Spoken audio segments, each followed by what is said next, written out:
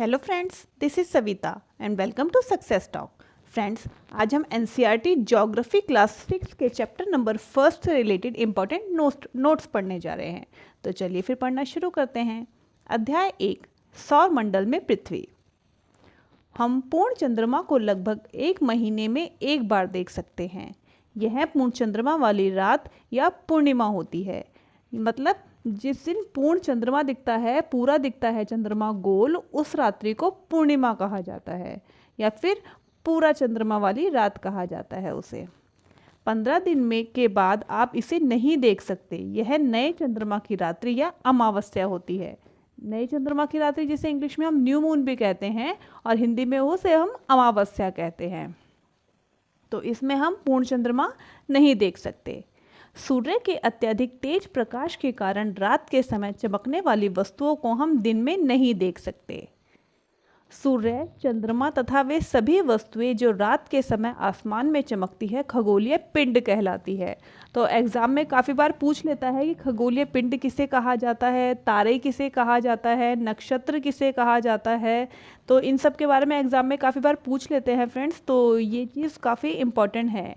तो चलिए एक बार और देखते हैं इसे हम कि सूर्य, चंद्रमा तथा वे सभी वस्तुएं जो रात के समय आसमान में चमकती हैं वे खगोलीय पिंड कहलाती हैं।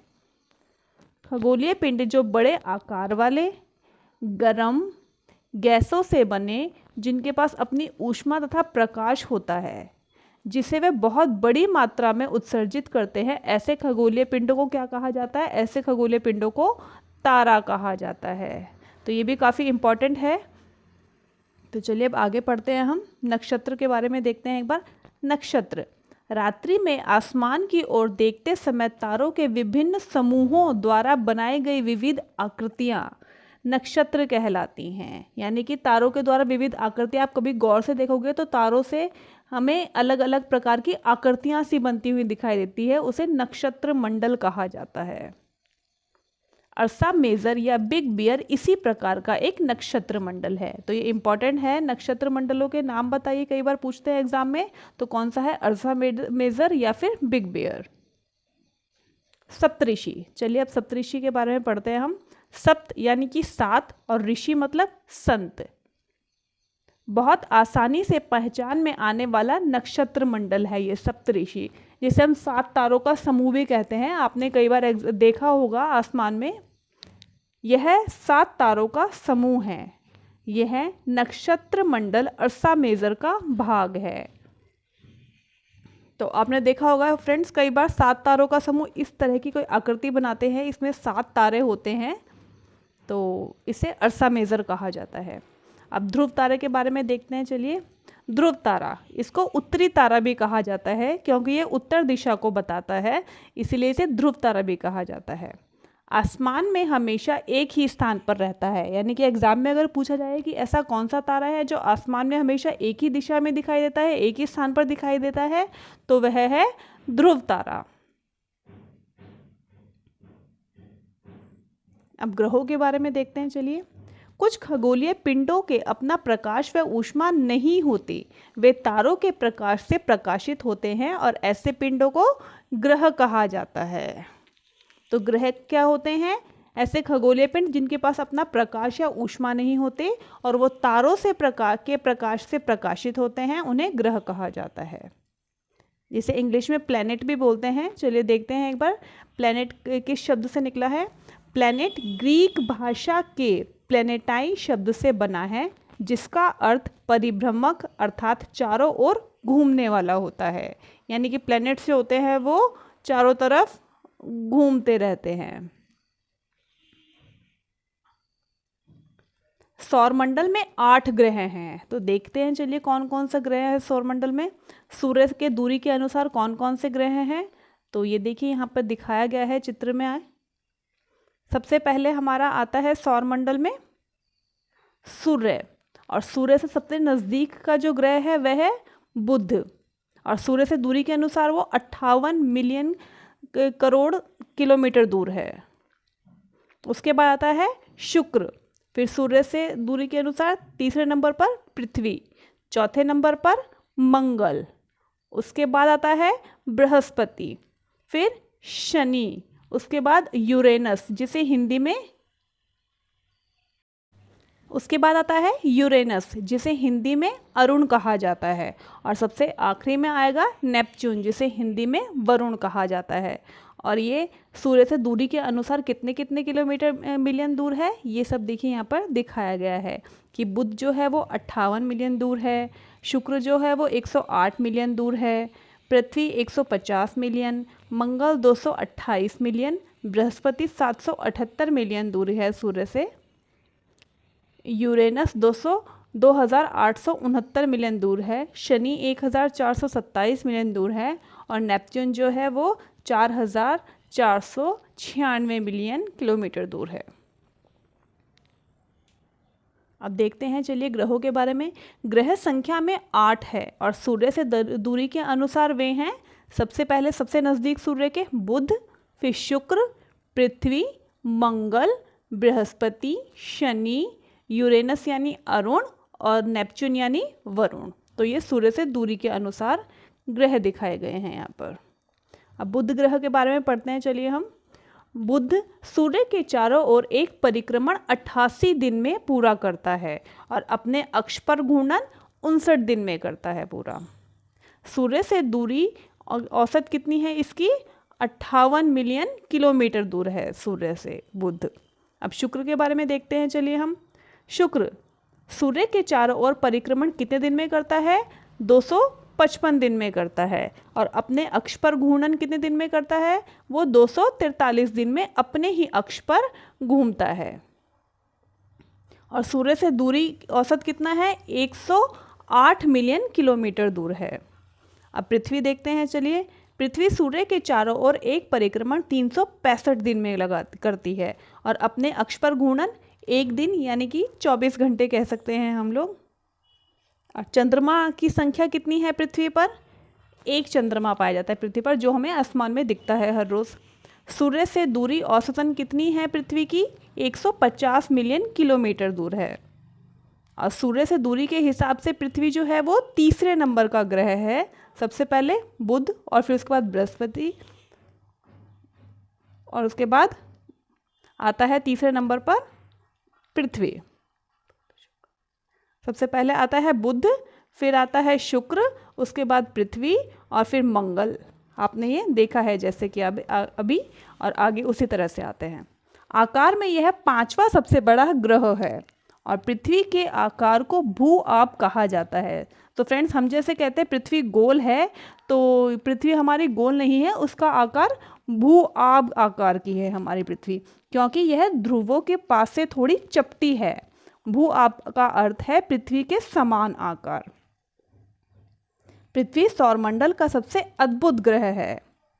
अंतरिक्ष से देखने पर पृथ्वी नीले रंग की दिखाई पड़ती है, क्योंकि इसकी 2/3 सतह पानी से ढकी हुई है, इसीलिए इसे नीला ग्रह भी कहा जाता है।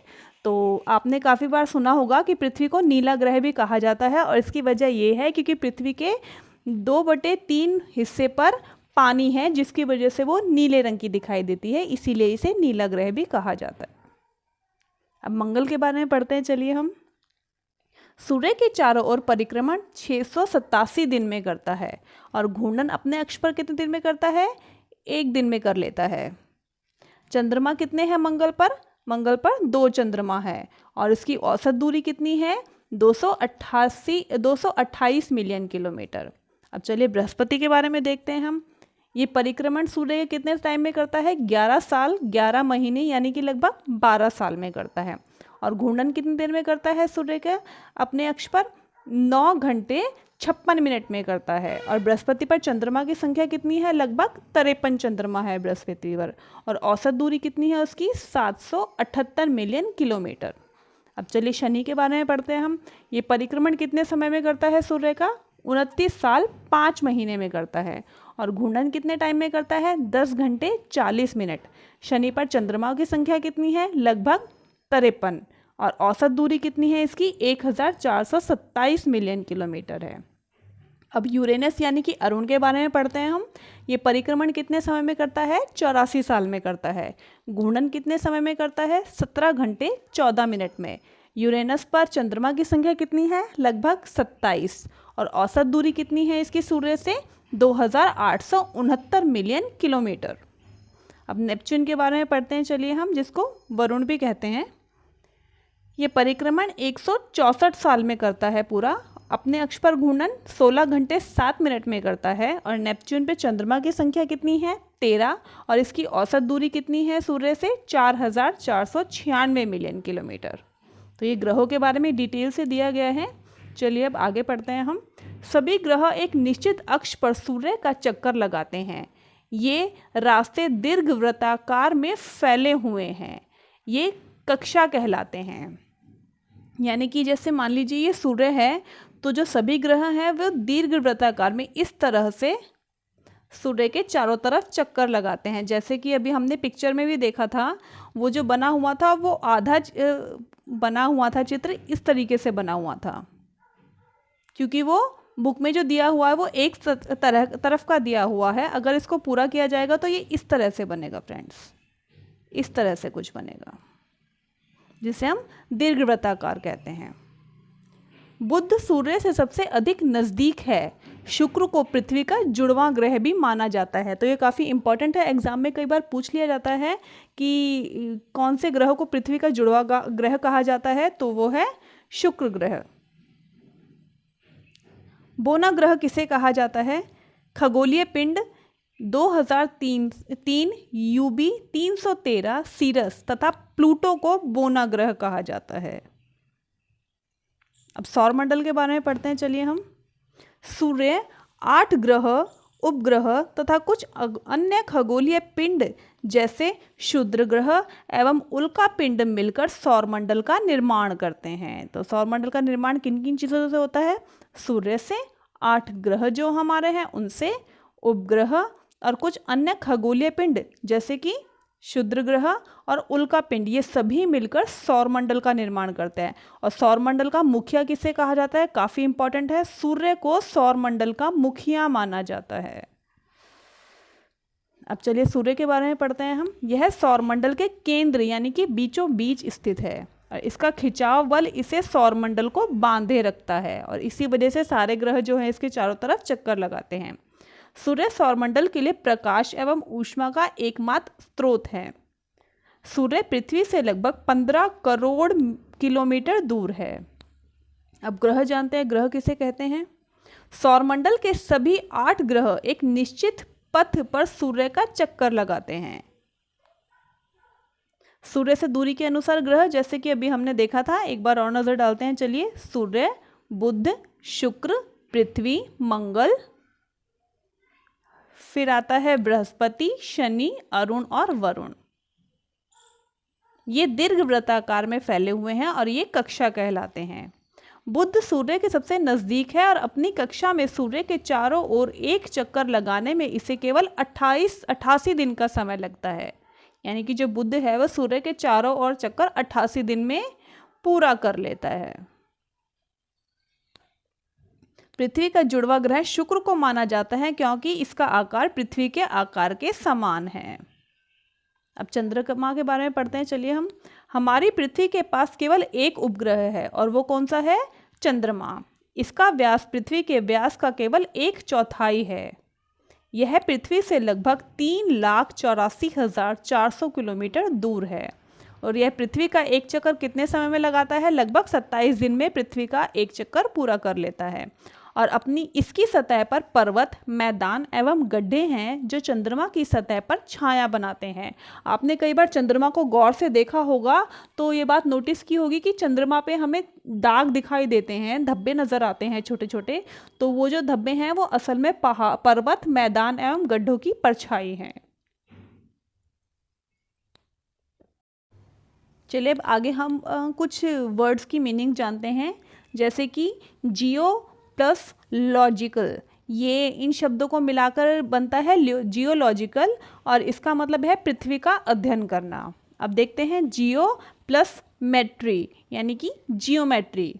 ये इसका मतलब हुआ पृथ्वी का मापन करना, यानी कि पृथ्वी को मापना, लंबाई चौड़ाई वगैरह के बारे में जानना। फिर आता है जियो प्लस ऑइड, जिसे हम कहते हैं जियोइड। और इसका मतलब है पृथ्वी के आकार के अनुरूप।